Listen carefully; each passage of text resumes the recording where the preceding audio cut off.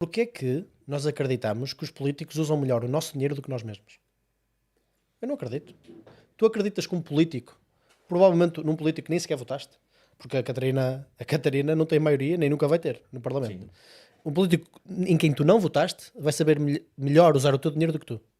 Eu não acredito. Eu não acredito que não exista um único político, não existe um único político. Sabes porquê? Porque são pessoas normais. Os políticos são pessoas normais. Eles não são heróis maravilhosos, feitos de um barro especial, não é? Como dizia o É Bastião. reflexo da sociedade. Exatamente. Esse é que é o problema, é que essas pessoas normais, exatamente como nós, dizem-nos assim: tu és um incompetente para cuidar do teu dinheiro. Temos de ser nós a fazer isso. Nós é que somos seres utópicos e maravilhosos, sem pecado. E nós é que vamos resolver os problemas por ti. Porque tu és um incompetente. Não é?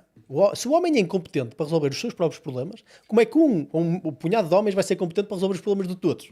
A não ser que eles sejam especiais. Não é? A única coisa que os torna especiais é que eles conseguiram convencer várias pessoas a votar neles. E às vezes é muito fácil fazer isso de forma demagógica. A democracia é extremamente demagógica. Portanto, eu sairia das linhas. Eu dizia, porquê que o orçamento, porquê que, eu não sei qual é a realidade do Brasil relativamente à percentagem de PIB que o governo gasta. Qual é a percentagem do PIB? Mas vamos assumir que é 50%, parecido com Portugal. Porquê que 50% de todo o valor que é criado por ano num país tem que ficar nas mãos retido de políticos? E tal, mas se fosse presidencial, se fosse parlamentar era melhor. Meu, sai das linhas. O melhor era esse dinheiro estar nas mãos das pessoas. Elas resolveriam muito melhor os seus problemas do que qualquer político. Mas isso não funciona claramente dessa forma, porque há toda uma problemática social no Brasil histórica que há necessidade de uma intervenção estatal. A problemática Eu chama-se compreendo. demasiada dependência estatal. Não vejo muito nesse sentido. como em Portugal, não atenção. não vejo muito nesse sentido. Acho que há N outras circunstâncias, historicamente, o Brasil, e aí não é querendo voltar no assunto, mas desde da descolonização, há N questões que foram... Você pega, por exemplo, o Rio de Janeiro, tem toda uma história particular de crescimento da cidade, do que precisou e não que precisou da função estatal, falha da forma como mas eventualmente com as suas necessidades e a entrega para a iniciativa privada também tem os seus problemas, porque senão parece que a iniciativa privada é sempre tão linda, tão funcional, e não é. Justamente porque também é formada por homens, também há corrupção dentro da iniciativa privada, Claro. também há empresas golpistas. Nós tivemos um caso, por exemplo, de uma lojas americanas no Brasil há meses atrás que faliu, vai deixar todo mundo sem receber. E qual é a diferença? Também Mas qual é a tem as diferença suas essencial? falhas. Qual é a diferença essencial? Num, tu tens de esperar 4 ou 5 anos para poder votar e mesmo assim provavelmente nem vais ter a oportunidade de mudar. No outro, tu simplesmente não contactas. Eu se for mal servido por um hospital ontem, hoje eu não vou. Mas isso não Eles deixam de receber o meu é dinheiro. uma problemática só de você não usufruir daquele serviço. Porque tem o outro lado, tem o que eu disse, por exemplo, as lojas americanas.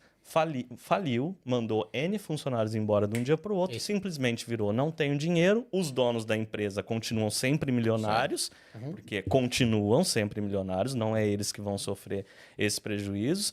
E aí, a pessoa que foi mandada embora da empresa porque a empresa faliu, simplesmente, vai depois receber um auxílio do Estado porque Ou há não. necessidade. Ou vai arranjar outro emprego, não é? Sim. E quanto mais Mas vibrante ela for a não economia, mais fácil é arranjar mas um ela emprego. não consegue emprego no outro dia. Seria lindo se fosse assim, mas não, infelizmente Quanto mais não vibrante é. for a economia, mais rápido ela arranja emprego. Te dei um caso, por exemplo, da situação de uma funcionária que foi demitida. Foi esse exemplo.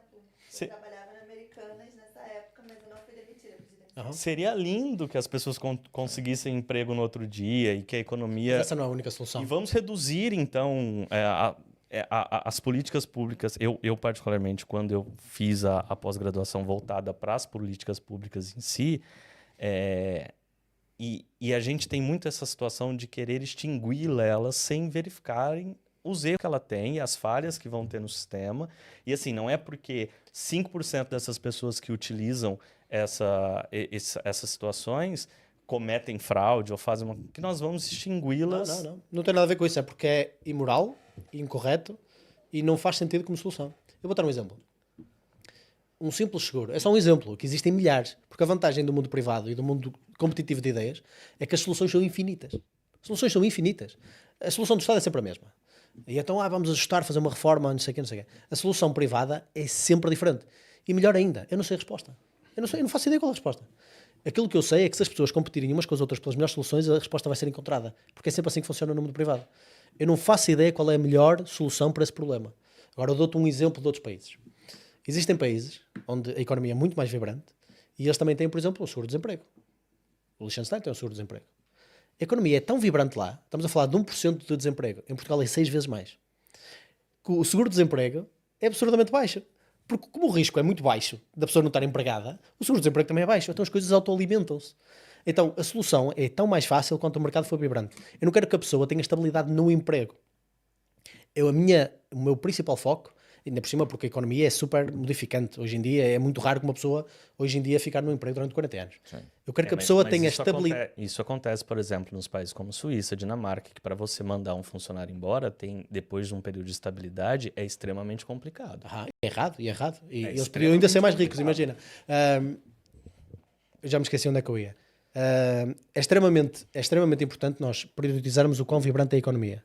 Porque se a economia for vibrante, esses problemas resolvem-se automaticamente. Eu não quero estabilidade no emprego, eu quero estabilidade de emprego. Ou seja, eu rapidamente consigo um emprego. Porque existe tanta gente a competir pelo meu trabalho que não só eu tenho um emprego fácil, como os meus salários aumentam. Porque essa é a única forma de aumentar salários. Porquê que uma portuguesa ou um português que vai para a Suíça lavar escadas,